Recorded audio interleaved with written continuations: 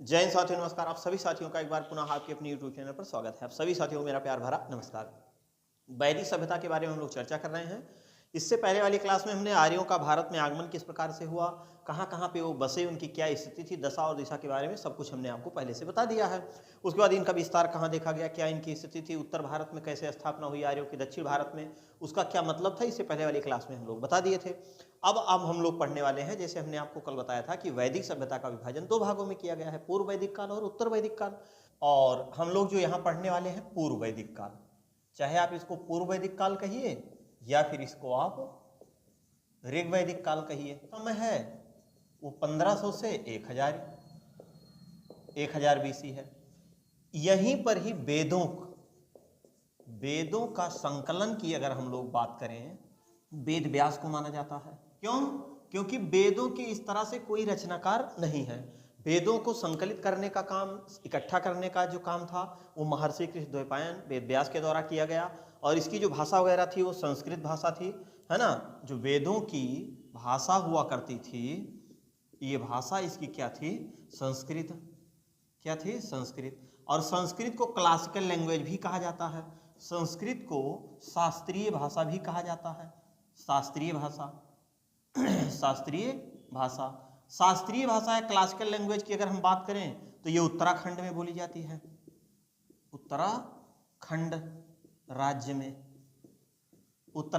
में बोली जाती है। वेदों की संख्या प्रारंभ में कितनी थी? तो शुरुआत में वेदों की संख्या केवल 3 हुआ करती थी। तो प्रारंभ में वेदों की संख्या कितनी थी? 3 थी।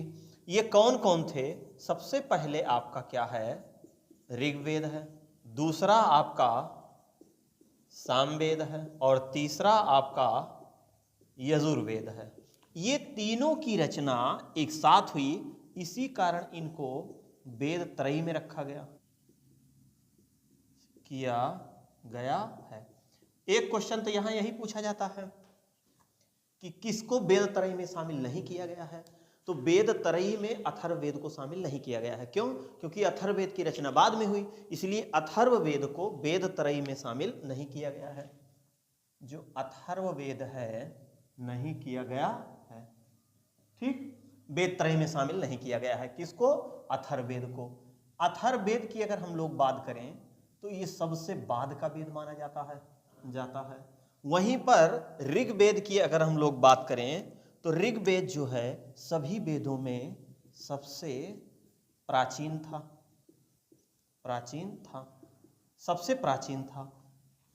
ऋग्वेद सबसे प्राचीन वेद माना जाता है, और वहीं अथर्ववेद को सबसे बाद का वेद माना जाता है। वेद त्रयी में किसको शामिल नहीं किया गया है? तो अथर्ववेद को वेद त्रयी में शामिल नहीं किया गया है, क्योंकि इसकी रचना बाद में हुई थी। इन तीनों की रचना एक समय, एक साथ, एक जैसे हुई थी, इसलिए इनको वेद त्रयी में शामिल किया गया है, और इसको वेद त्रयी में शामिल नहीं किया गया है। उत्तर भारत में आर्यीकरण करने की जिम्मेदारी हमने कल ही आपको बता दिया था कि गौतम राहुगढ़ को सौंपी गई थी। वहीं दक्षिण भारत के आर्यीकरण की जिम्मेदारी की अगर बात की जाए तो अगस्त ऋषि को सौंपी गई थी। तो वेदों की संख्या कितनी है? 4, और सभी के अपने अपने क्या हैं? उपवेद भी। सबसे पहले आपका कौन सा है? ऋग्वेद। ऋग्वेद का उपवेद है आयुर्वेद। दूसरा आपका है सामवेद। इसका है गांधर्व वेद। तीसरे नंबर पे यजुर्वेद आता है आपका, यजुर्वेद का धनुर्वेद है। वहीं चौथे नंबर पे जो आपका है वो है अथर्ववेद। इसका उपवेद क्या है? शिल्पवेद है। अब यही इसके पढ़ने वाले पुरोहित की अगर हम लोग बात करें तो इसके पढ़ने वाले पुरोहित कौन थे? देखिए, जो इधर ऋग्वेद है और ये आपका आयुर्वेद है, सामवेद गांधर्ववेद, यजुर्वेद धनुर्वेद, अथर्ववेद शिल्पवेद, उसी प्रकार से ये जो चारों वेद हैं इनके भी पढ़ने वाले पुरोहित हैं। ये जो आपका है इसके भी पढ़ने वाले पुरोहित हैं। मतलब चारों वेदों के भी पढ़ने वाले पुरोहित हैं, चारों उपवेदों के भी पढ़ने वाले क्या हैं? पुरोहित हैं। जैसे ऋग्वेद के पढ़ने वाले पुरोहित को क्या कहा गया? होत्रा, होत्री, होत्रिया, होता। ये किसके पढ़ने वाले पुरोहित हुआ करते थे? ऋग्वेद के। वही सामवेद के पढ़ने वाले पुरोहित की अगर बात की जाए तो ये उद्गाता थे, उद्गाता। वहीं यजुर्वेद के पढ़ने वाले पुरोहित की बात की जाए तो ये अथर्वी थे। वहीं अथर्ववेद के पढ़ने वाले पुरोहित की बात की जाए तो ब्रह्मा थे, ब्रह्मा, ठीक, ब्रह्मा थे। अब सवाल बनता है कि ऋग्वेद के तो पढ़ने वाले पुरोहित होता, होत्री या होता, सामवेद के पढ़ने वाले को उद्गाता, यजुर्वेद के पढ़ने वाले को अथर्व, और वहीं अथर्ववेद के पढ़ने वाले को क्या कहा गया, ब्रह्मा। अब इन लोगों के पढ़ने वाले पुरोहित क्या थे, किनारे कट तो नहीं रहा है, चलिए लिख देते हैं छोटा छोटा।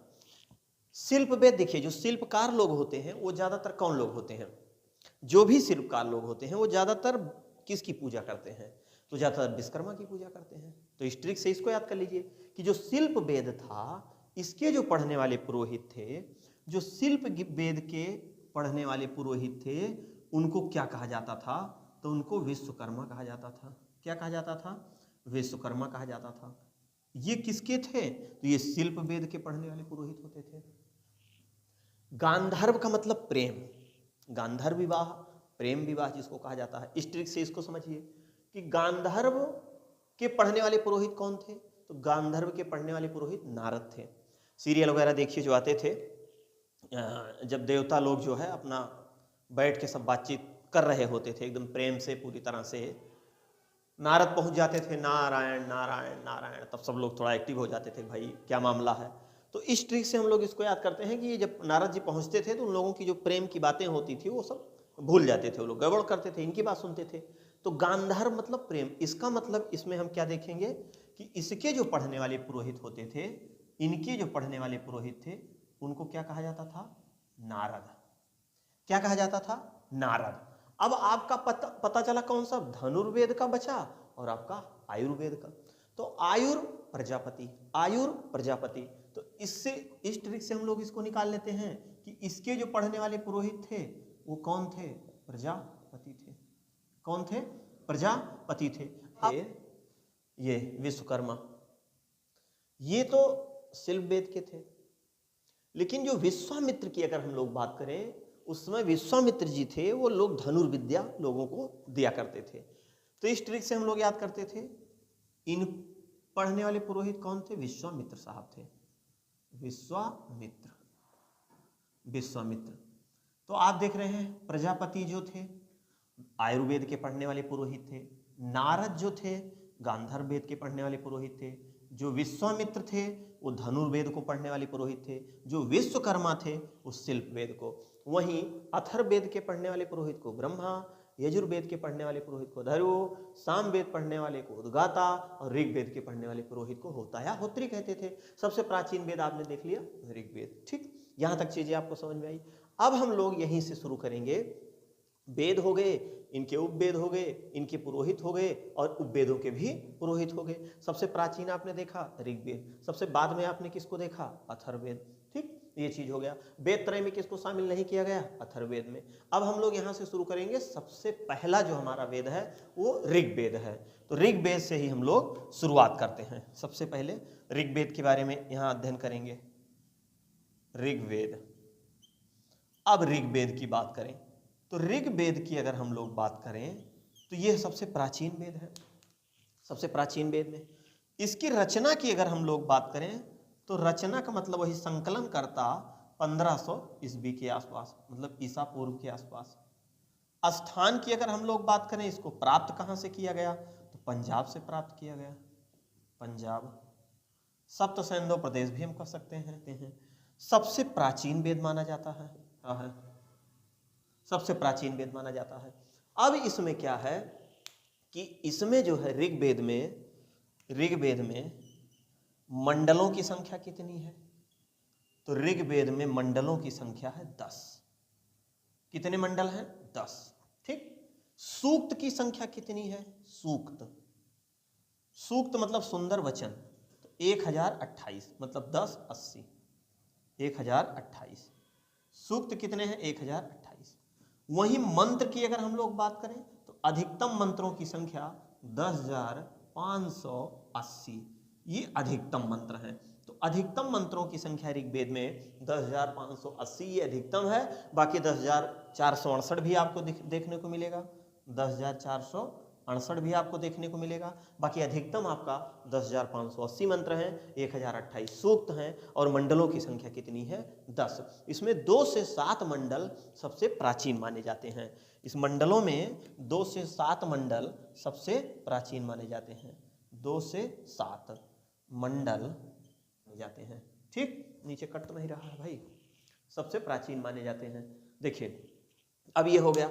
अब हम लोग देखेंगे कि ये जो 10 मंडल थे, ये 10 मंडलों के रचनाकार कौन कौन थे और किस मंडल में किस किस चीज की जानकारी की गई थी। तो जब हम ऋग्वेद पढ़ लेंगे तो ऋग्वेद के बाद सामवेद, यजुर्वेद, अथर्ववेद पूरा पढ़ने के बाद फिर इनका सामाजिक जीवन, रहन सहन, खान पान, इसके बारे में पढ़ेंगे। इसको पहले स्क्रीनशॉट इसका लीजिए, उसके बाद आगे चलते हैं। हम लोग देख लेते हैं कि इसके आगे ऋग्वेद में और क्या क्या घटनाएं घटी थी। उससे पहले आप देख लीजिए कि ये हैं आपके 10 मंडल और इनके रचनाकार। इसमें कुछ महत्वपूर्ण है, जैसे ये आपका हो गया तीसरा मंडल। ऋग्वेद के तीसरे मंडल की रचना किसके द्वारा की गई? विश्वामित्र के द्वारा की गई। ठीक, इधर आपका मंडल हो गया, ये मंडल हो गया और ये आपके लेखक हो गए, लेखक हो गए। ठीक, चौथे मंडल की अगर हम लोग बात करें तो चौथा मंडल भी आपका इंपॉर्टेंट है। छठे मंडल की बात करें तो भारद्वाज है। सातवां एकदम इंपॉर्टेंट है, वशिष्ठ हैं, दासराग युद्ध को लेकर के मामला हुआ था। आठवां आपके कण्व हैं। तो इतने जो मंडल हैं ये आपके प्रमुख हैं। इसमें से 2 से लेकर के और 7 तक आपका प्राचीन मंडल माना जाता है। क्या माना जाता है? प्राचीन मंडल, प्राचीन। सबसे बाद का अगर हम लोग बात करें तो 10वां जो है वो सबसे बाद का है, सबसे बाद का है 10वां। ठीक, पहले मंडल की दीर्घतमा या अंगीरा के द्वारा माना गया है, पहले का। दूसरे में अगर हम लोग बात करें तो ग्रीष्मद को। जो तीसरा है यही आपका इंपॉर्टेंट है। जो तीसरा मंडल है इसकी रचना बात करें, जो तीसरा मंडल है तो तीसरा मंडल से ही हम लोग पढ़ना शुरू करते हैं। जो तीसरा मंडल है, तीसरा मंडल, तीसरे मंडल की अगर हम लोग बात करें तो इसकी रचना हमने आपको क्या बताया? विश्वामित्र ने की है। तीसरे मंडल में ही अस्तोमा सद्गमय का उल्लेख किया गया है, अस्तोमा सद्गमय का उल्लेख है। तीसरे में ही गायत्री मंत्र का उल्लेख किया गया है, गायत्री मंत्र का उल्लेख, ओम भूर्भुवः स्वः तस्वितुर्वरेण्यं भर्गो देवस्य धीमहि धियो यो नः प्रचोदयात् का उल्लेख किया गया है, ये किया गया है तीसरे मंडल। और तीसरे मंडल की रचना विश्वामित्र को मानी गई और विश्वामित्र को ही विश्व का पहला धर्मगुरु बताया गया। विश्व का पहला धर्मगुरु किसको बताया गया? विश्वामित्र को। चौथे मंडल की अगर हम लोग बात करें, तीसरा मंडल तो आपने यहां देखा, चौथे मंडल में किस चीज की बात की गई है? चौथे मंडल में इसमें जो है कृषि प्रक्रिया का उल्लेख किया गया है। किसका उल्लेख किया गया है? कृषि प्रक्रिया का उल्लेख है, कृषि प्रक्रिया का उल्लेख किया गया। पांचवें से कोई बहुत ज्यादा महत्वपूर्ण सवाल नहीं बनते हैं। छठा आपका जो है ये थोड़ा सा इंपॉर्टेंट है, छठा मंडल। छठा मंडल, छठे मंडल की अगर हम लोग बात करें तो छठे मंडल में ये था कि जो हड़प्पा सभ्यता है, हड़प्पा सभ्यता, तो हड़प्पा सभ्यता को जो शब्द है ये हरियूपिया शब्द से लिया गया है और जो हरियूपिया शब्द है वो ऋग्वेद के छठे मंडल में है। तो इसका मतलब इससे क्लियर हो गया कि जो वैदिक सभ्यता थी वो बाद की थी और जो सिंधु सभ्यता थी वो पहले की सभ्यता थी। ये भी क्लियर हो जाता है। जैसे कुछ इतिहासकारों या विद्वानों का मानना है कि नहीं भैया ये सबसे प्राचीन है, वो पता नहीं कहाँ से आ गई, उसका कोई मतलब नहीं। तो जब सिंधु सभ्यता था तभी तो उसका इसमें मिलता है।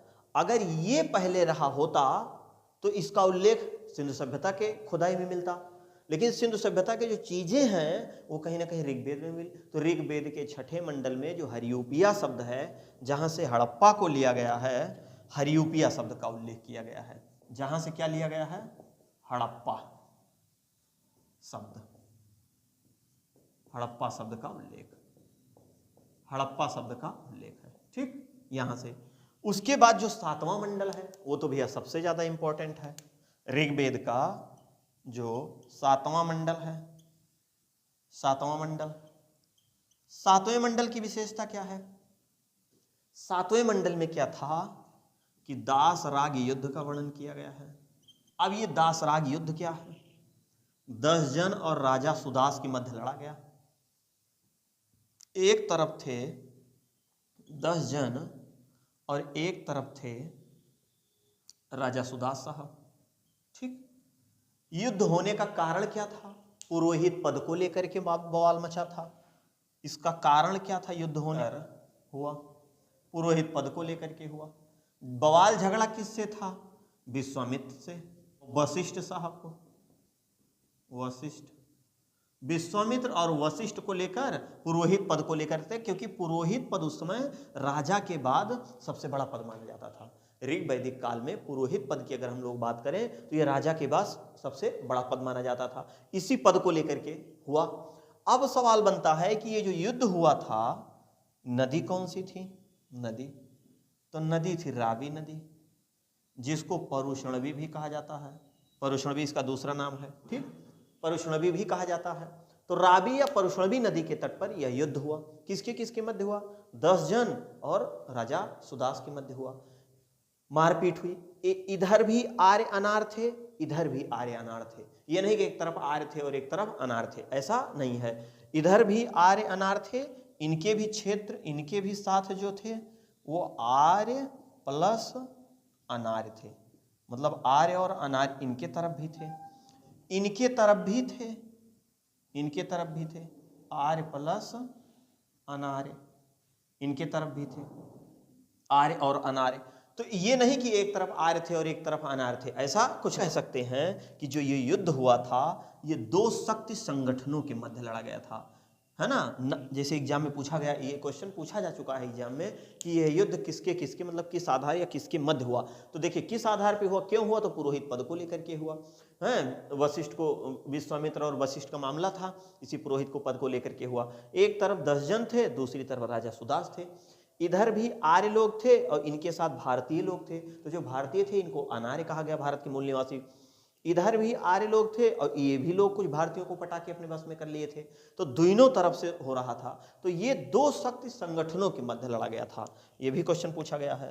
यह युद्ध 2 शक्ति संगठनों के मध्य, 2 शक्ति संगठनों के मध्य, 2 शक्ति संगठनों के मध्य, 2 शक्ति संगठनों के मध्य हुआ। अब इसका परिणाम क्या निकला इस युद्ध का? इसका परिणाम निकला, परिणाम राजा सुदास की विजय हुई।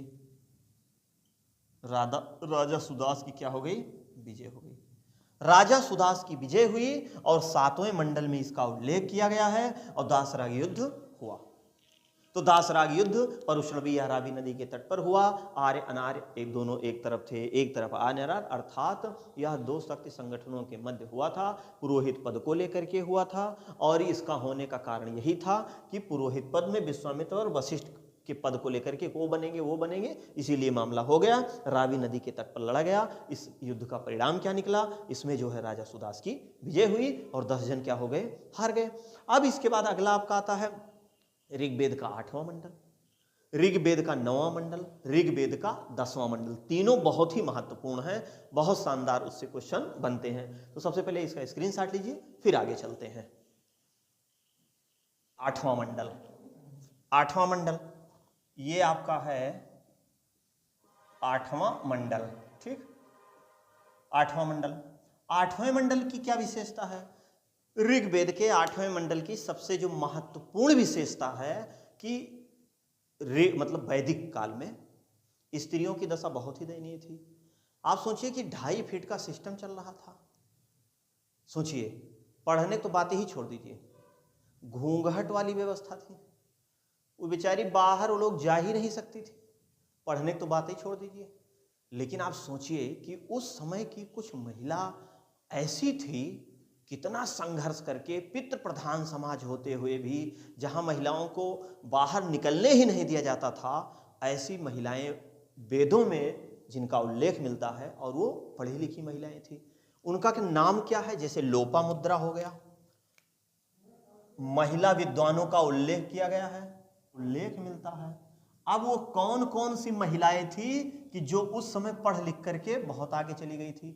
एक का नाम है लोपामुद्रा, का नाम है घोषा, एक का नाम है अपाला, एक का नाम है विश्वारा। इतनी महिला गार्गी इस समय की नहीं थी। एक क्वेश्चन आपके एग्जाम में भी पूछा जाता है कि जो है निम्न में कौन सी महिला थी विदुषी महिला कि जो है जिनका संबंध वैदिक युग से नहीं था, मतलब ऋग्वैदिक काल से नहीं था या 8वें मंडल से नहीं था या ऋग्वेद से नहीं था, तो गार्गी का नाम वहां पे आता है। बाकी आप देख रहे लोपामुद्रा, घोषा, अपाला, विश्वारा, ये महिलाएं किस तरीके से पढ़ी होंगी? अरे भाई जब इनके पति परमेश्वर पढ़ के आते रहे होंगे, कापी वापी कहीं कोच देते रहे होंगे, तो ये बेचारी जाके निकाल के चुपके चुपके चुपके चुपके चुपके चुपके किसी तरह से पढ़ती थी और जैसे आते थे फिर रख देती थी। क्यों? क्योंकि उस समय पुरुष प्रधान था। अगर महिलाएं पढ़ लेंगी तो महिलाएं जो है वो पुरुषों से क्वेश्चन करेंगी, और जब महिला पुरुष से क्वेश्चन करती है तो पुरुष को बड़ा बुरा लगता है। पुरुष चाहे उससे 10 क्वेश्चन करे, कहाँ गई थी, क्या कर रही थी, ऐसा है वैसा है, ये है वो है, तो कोई दिक्कत नहीं। अब अगर मान लीजिए वो एक बार पूछ ली कि आप कहाँ गए थे, तो पुरुष को जो है बड़ा बुरा लगता है। ऐसी स्थिति अभी आज की स्थिति, आज भी ये मानसिकता है। तो सोचिए उस समय ये इनको सलाम है इन महिलाओं को कि किस तरीके से ये पढ़ करके और अपने समाज को आज इस तरह पहुंचा दी है इतने ऊंचाई पर कि आज आप देखिए UPSC, BPSC, TGT, PGT, LT, GIC, दुनिया का कौनो रिजल्ट अगर निकलता है तो उसमें हमारी बहनों का स्थान जरूर होता है। तो सोचिए यही ये महिलाएं थी जो पढ़ने की आज लड़कियों को जो है अवसर मिल रहा है। शायद ये मेहनत ना की हुई थी तो पढ़ाई का महत्व लड़कियों में जा ही नहीं पाता। तो बेचारी आज भी वही घूंघट वाली प्रथा थी, आज भी उनको घर से बाहर निकलने न दिया जाता। तो इसका उल्लेख ऋग्वेद के 8वें मंडल में है, जिसमें लोपामुद्रा, घोषा, अपाला, विश्वारा ये उस समय की विदुषी महिलाएं हैं जब पितृ प्रधान समाज हुआ करता था। ये गांव में जब शिक्षा देने के लिए निकलती थी तो पुरुष लोग जो है इनसे अपनी औरत को मिलने नहीं देते थे, लेकिन इन लोगों ने सोचा कि मामला इस तरीके से नहीं सेट होगा, अब मामला इस तरीके से सेट होगा कि धार्मिक से इसको जोड़ दो। तो भैया उसान में दुरिया वाला सिस्टम बन गया, जुगाड़ लगा दिया गया, जैसे आज गाँव में चलता है एक तरह से। तो ये लोग कुछ इस तरह से जुगाड़ लगाई कि जाके उन महिलाओं से कहा कि अब आप जाइए और अपने पति परमेश्वर से पूछिएगा कि जो है पूजा पाठ होगा, इसके लिए वो लोग इकट्ठा कर रही हैं। अगर आप उन लोगों से पढ़ने के लिए कर देंगे तो वो आप जो है आपको आने नहीं देंगे, और जब आप पढ़ लेंगी उनको पता है कि तब आप जो है उनसे क्वेश्चन करेंगे तो उनको बहुत बुरा लगेगा। तो इसीलिए ऐसा है मामला। तो आप जो है धर्म से जोड़िएगा और बताइएगा फलाने के यहाँ पूजा है, हम उनके यहाँ जा रहे हैं। तो जब पूजा आप बताएंगी तो पुरुष लोग तुरंत कह देंगे हाँ हाँ जाओ जाओ जाओ, कोई दिक्कत नहीं, पूजा पाठ करोगे तो आप हमसे सवाल नहीं पूछोगे। लेकिन ये नहीं जान रहे थे कि कितना खतरनाक दिमाग है।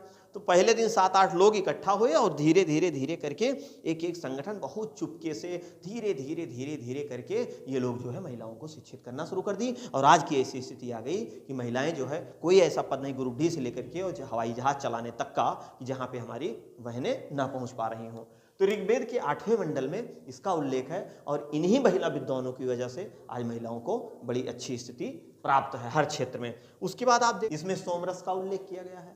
किसका उल्लेख किया गया है? सोमरस का उल्लेख किया गया है। अब इसमें जब सोमरस का उल्लेख किया गया है तो सोमरस जो है, सोमरस का उल्लेख है, सोमरस का उल्लेख है, इसमें सोमरस का उल्लेख है। ये क्या है? एक पेय पदार्थ है, एक पेय पदार्थ है, पदार्थ है जो हिमालय के मंजुवत चोटी पर पाई जाती है। हिमालय के मंजुवत या मुजवंत, चाहे मंजुवत या मुजवंत चोटी पर पाई जाती है, पाई जाती है। यह एक मदिरा है, पेय पदार्थ है। इसको उस समय के राजा लोग पीते थे, तो इंद्र इसका खूब पान करते थे, इसलिए इनको सोमापा कहा गया। इंद्र को क्या कहा गया? सोमापा कहा गया। इसका सेवन सबसे ज्यादा कौन करते थे? तो इसके सेवन की अगर हम लोग बात करें तो इसका सेवन जो है वो इंद्र देवता करते थे, इसीलिए इनको जो है सोमापा कहा गया। और इस मंडल को, इस पूरे मंडल को सोम मंडल ही कह दिया गया, कहा गया। ठीक, सोम मंडल कहा गया। अब ये इसको याद करने का ट्रिक क्या था? ये मामला यहाँ ट्रिक याद कर लीजिए ऐसे कि देखिए जब महिला विद्वान आ गई, महिला विद्वान। तो जब महिला विद्वान आई और ये पढ़ लिख करके पुरुषों से भी क्वेश्चन करना शुरू कर दी तो पुरुष को बड़ा बुरा लगा, पुरुष बहुत टेंशन में आ गया। तो जब टेंशन में आ गया तो कहा पहले लगाओ यार 2-3 पैक तब मामला सेट होगा, उससे पहले नहीं सेट होगा। तो इस ट्रिक से याद कर लीजिए कि 8वें मंडल के बाद तुरंत क्या आ गया, 9वां मंडल। 9वें मंडल में सोमरस का उल्लेख है जो एक पेय पदार्थ है, हिमालय की मंजू चोटी पर पाया जाता है। उस समय जो बड़े बड़े राजा वगैरह होते थे वही पीते थे। तो भाई ऋग वैदिक काल के राजा की अगर हम लोग बात करें, वही राजा थे, वही देवता थे, वही सब कुछ थे, इंद्र। देखिए सीरियल वगैरह में दिखाया जाता है कि जब कोई राक्षस वगैरह का जन्म हो जाता है तो इंद्र जो है वो लिए रहते हैं गगरी, उसको लेके भागते रहते हैं कि अमृत का पान अगर वो कर लेगा तो मामला सब गड़बड़ हो जाएगा। जैसे गाँव में एक ठर्रा चलती है देसी, और एक देसी शराब चलती है और एक अंग्रेजी चलती है।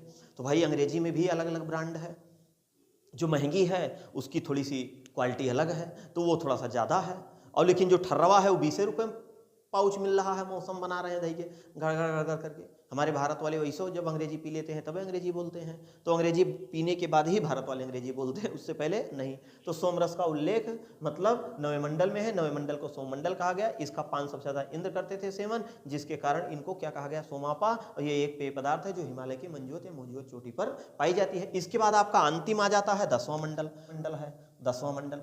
10वें मंडल में किस चीज की बात की गई है, इसमें पुरुष सूक्त का उल्लेख है। इसमें किस चीज की बात की गई है, पुरुष सूक्त का उल्लेख है। पुरुष सूक्त का जो उल्लेख यहां मिल रहा है वो एक पिरामिड की तरह बताया जा रहा है। ये सबसे ऊपर यहां शीर्ष पे ब्राह्मण को रखा गया है, ब्राह्मण को। उसके बाद क्षत्रियों को रखा गया है, कर्म के आधार पे था क्षत्रियों को। उसके बाद वैश्य को रखा गया है, जो व्यापारी वर्ग हुआ करते थे वैश्य। और उसके बाद शूद्र को रखा गया है, जो कृषक वर्ग था, जो कृषक वर्ग था, इन्हीं को क्या कहा गया, शूद्र। तो पुरुष सूक्त का जो उल्लेख किया गया है इसमें चारों वर्णों का उल्लेख मिलता है और शूद्र। ठीक, ये कर्म के आधार पे थे। जो खेती किसानी लोग करते थे, कृषक वर्ग होता था, उनको शूद्र कहा जाता था। जो व्यापारी लोग होते थे उनको वैश्य कहा गया। जो एक राजा दूसरे राजा के ऊपर आक्रमण करता था, फिर एक दूसरे से जो है रक्षा करना, ये सब काम करना कौन करता था, क्षत्रिय। जो ब्राह्मण लोग, इनको सबसे शीर्ष पे रखा गया था, ये सबसे शीर्ष पे थे। ये मास्टर लोग थे समझ लीजिए उस समय के, है ना। ये क्या थे, उस समय के मास्टर हुआ करते थे। और जो किसान था वो इस यही था। ठीक, और बाकी इनका सबका अपना अपना काम हुआ करता था। तो 10वां मंडल सबसे बाद का मंडल है जिसमें पुरुष सूक्त का उल्लेख किया गया है। इसमें चारों वर्णों का उल्लेख किया गया, ब्राह्मण क्षत्रिय वैश्य शूद्र, और कार्य के आधार पे इनको किया गया। तो ऋग वैदिक काल में कार्य के आधार पे था, उसके बाद जो है ये वंश के आधार पे हो गया। तो आप इसका स्क्रीनशॉट ले लीजिए, उसके बाद हम मिलते हैं नेक्स्ट क्लास में। तब तक के लिए जय हिंद।